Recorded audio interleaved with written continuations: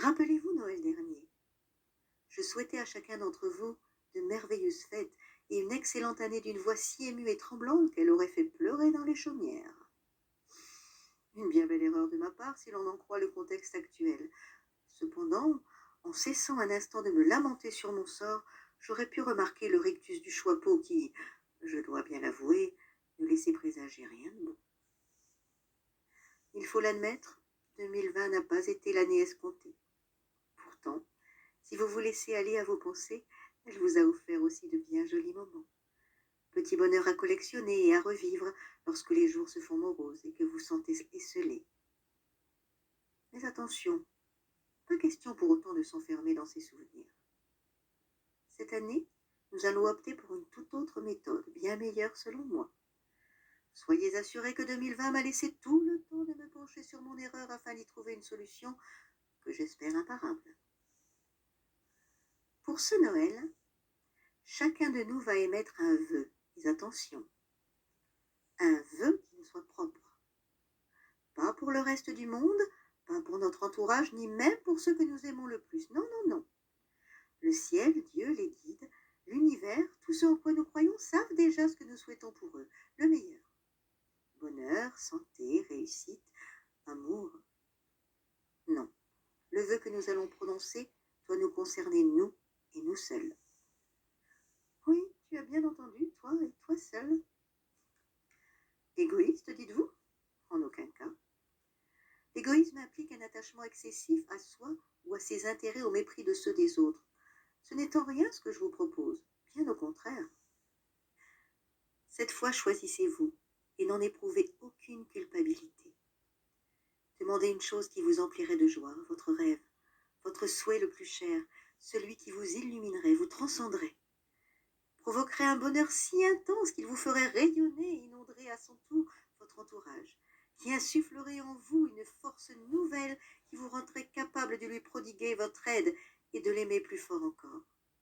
Vous octroyez un espace où vous ressourcez, une parenthèse où vous seriez libre d'être vous, vous offrant la liberté d'être là pour eux et heureux de l'être. Approchez-vous du sapin. Oui, ce sont bien des cordes. Entrave, privation de liberté, pourquoi voir les choses de façon négative? Elles peuvent aussi vous guider sur le chemin, vous protéger d'une chute, ou garder le lien si parfois il vous arrivait de vous en éloigner par mégarde ou par nécessité. Les chouettes représentent la sagesse, celle de ne pas vous ignorer, de ne pas vous oublier. Chérir et aider les siens n'implique pas le sacrifice de soi. Elles sont aussi là pour apporter des messages et prouver que même loin, vous êtes toujours là. Que voyez-vous d'autre dans ce sapin? Oui, une citrouille. Sa rondeur, sa couleur chaude, la lumière qui émane d'elle, tout cela a attiré vos regards vers elle. Elle prend soin d'elle, elle profite de la vie, et ça se voit. Est-elle la seule citrouille sur ce sapin? Regardez bien. Non. Les autres sont çà et là, fatiguées et livides, à force de trop donner jusqu'à s'en oublier. Elles ont perdu jusqu'à leur substance qui fait d'elles ce qu'elles sont. On ne les voit plus, on les oublie, et un jour elles disparaissent sans un bruit. Alors, comme cette citrouille épanouie et reposée, qui a compris qu'il faut accepter de recevoir pour savoir donner, que tout est question d'échange et de circulation d'énergie, puisons notre force dans notre bonheur. Celui-ci dépend entièrement de nous. Il suffit de le vouloir et de le demander. Rappelez-vous Cendrillon. Prenons notre baguette et soyons la marraine de notre propre vie. Pas de baguette, me dites-vous? En voilà une excuse. Que savez-vous faire qui fait de vous ce que vous êtes et qui rend les gens heureux? Vous jouez du violon? Utilisez votre archet. Vous écrivez ou dessinez? Brandissez votre crayon ou votre plume. Vous peignez les toiles ou les murs? Tendez votre pinceau. Vous offrez douceur et chaleur en tricotant ou en cousant? Levez fièrement vos aiguilles.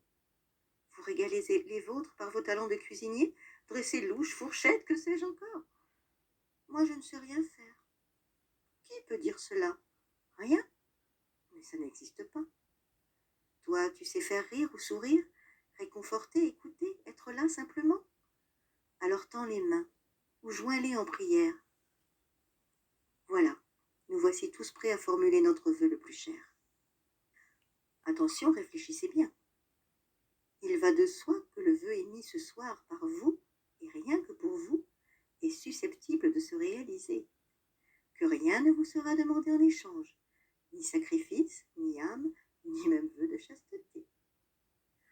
Alors, visualisez ce bonheur tant attendu, et brandissez avec assurance ces objets magiques qui vous rendent unique, et prononcez comme moi d'une voix claire et intelligible, pour cette nouvelle année, merci de m'accorder... La suite ne regarde que vous, et je garderai le mien secret. Ce sera un beau Noël. Et offrez-vous pour cette prochaine année les moments de bonheur si ardemment désirés. Appréciez chaque instant intensément. Ne remettez plus à demain. Ne vivez pas dans vos rêves ou dans vos souvenirs. Tout est possible. Tout est réalisable. Vivez ici et maintenant. Prenez soin de vous et vous serez toujours là pour les autres.